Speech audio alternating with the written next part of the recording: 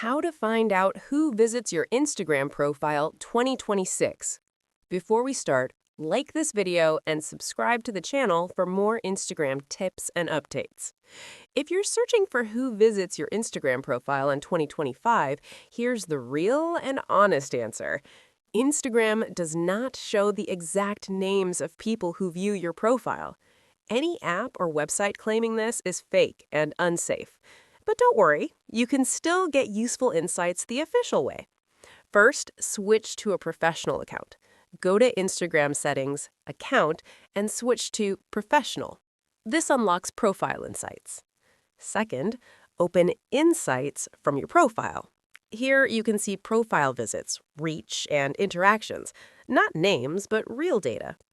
Third, use Instagram Stories. When you post a story, you can see exactly who viewed it. This is the only place where Instagram shows viewer names. Fourth, check likes, comments, and DMs. People who frequently interact with your posts are often the ones visiting your profile.